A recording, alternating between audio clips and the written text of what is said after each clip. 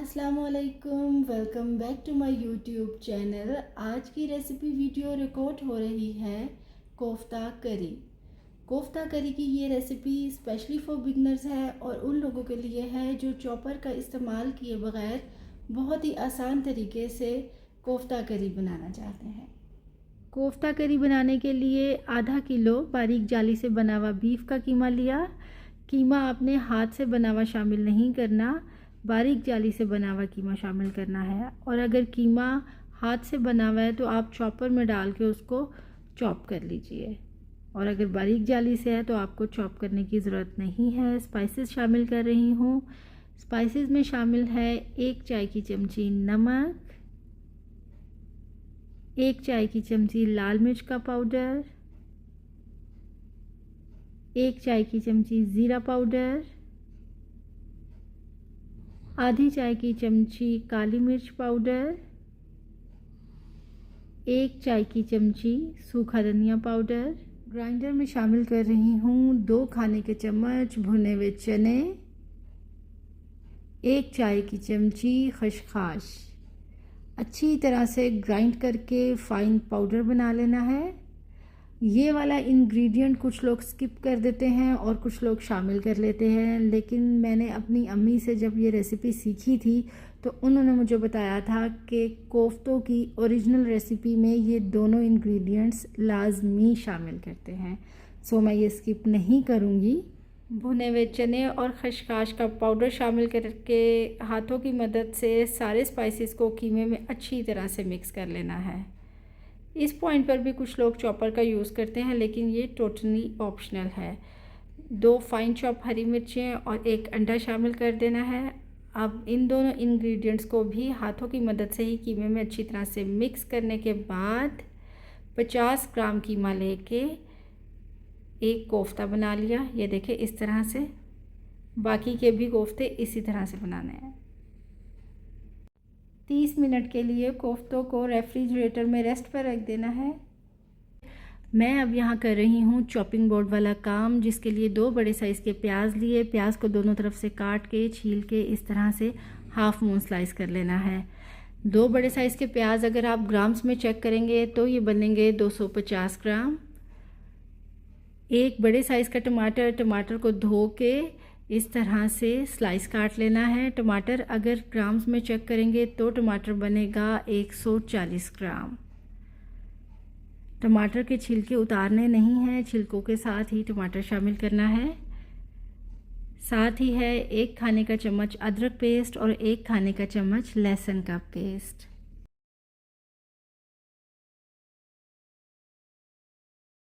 Medium low flame पर आधा cup oil शामिल कर दिया। जैसे ही ऑयल गर्म हो गया शामिल कर दिए कटे हुए प्याज को 2 मिनट के लिए चम्मच चलाते हुए फ्राई करना है। उसके बाद शामिल कर दिए टमाटर को फ्राई करना है जब तक टमाटर का छिलका नरम ना हो जाए।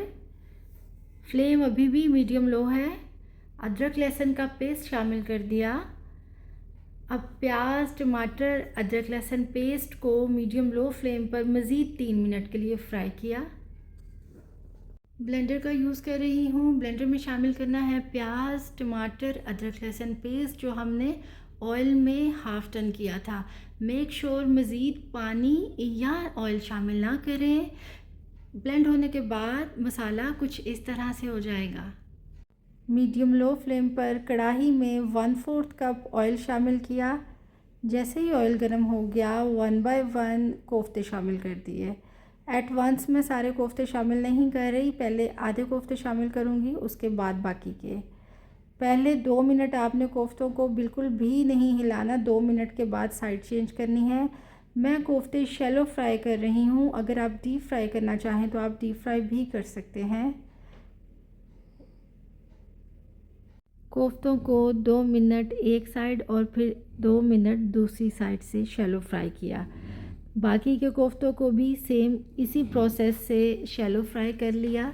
रेसिपी के सारे इंग्रेडिएंट्स मैं डिस्क्रिप्शन बॉक्स में ऐड कर दूंगी, आप अपनी आसानी के लिए वहां से चेक कर सकते हैं।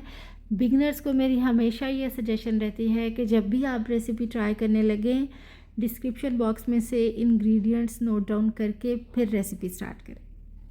मसाला को दोबारा से उसी पॉट में शामिल कर रही हूँ जिसमें हमने मसाले को हाफ़ डन फ्राई किया था। आप देख सकते हैं पतीली में पहले से बचा हुआ ऑयल है, हमने मज़ीद ऑयल शामिल नहीं किया। 1 मिनट के लिए मीडियम लो फ्लेम पर चम्मच चलाते हुए फ्राई कर लिया। उसके बाद स्पाइसेस शामिल किए जिनमें शामिल है 1 चाय की चमची नमक, 1 चाय की चमची लाल मिर्च का पाउडर, 1 चाय की चमची सूखा धनिया पाउडर, 1 चाय की चमची ज़ीरा पाउडर, आधी चाय की चमची काली मिर्च पाउडर, 1 चाय की चमची गरम मसाला, आधी चाय की चमची हल्दी। अब इन सारे स्पाइसेस को अच्छी तरह से मसाले के साथ भूनना है चम्मच चलाते हुए ताकि मसाला लगे नहीं। और अब शामिल कर दिया आधा कप पानी। अब फिर से मसाले को अच्छी तरह से भून लेना है जब तक बबल्स ना बनने लग जाए। ये देखिए बबल्स बन गए, ऑयल ऊपर आ गया, इसका मतलब मसाला अच्छी तरह से भुना गया। इस पॉइंट पे शामिल कर दिए शैलो फ्राई हुए कोफ्ते। 4 से 5 हरी मिर्चें स्लाइस करके शामिल की। फ्लेम है मीडियम लो। इस पॉइंट पे शामिल कर रही हूँ 2 कप पानी। पानी 2 कप से कम नहीं शामिल करना क्योंकि हमने करी बनानी है कोफ्ता के साथ। अगर 2 कप से कम पानी शामिल कर रहे हैं तो फिर करी नहीं बनेगी, बहुत ही थिक सी ग्रेवी बन जाएगी। अब 5 मिनट के लिए मीडियम फ्लेम पे ढक्कन रख के पका रही हूँ और 5 मिनट के बाद चेक करती हूँ। 5 मिनट के बाद चेक कर रही हूँ, चम्मच चला के चेक करते हैं। रिक्वायर्ड कंसिस्टेंसी आ गई हुई है। इस पॉइंट पे चूल्हा बंद कर रही हूँ। आसान रेसिपी के साथ मज़ेदार सी कोफ्ता करी रेडी है। रोटी नान के साथ सर्व करें और अगर रेसिपी अच्छी लगे तो वीडियो को लाइक एंड शेयर करें, चैनल सब्सक्राइब करें। रेसिपी ट्राई करें तो कमेंट सेक्शन में ज़रूर बताइएगा। Thank you.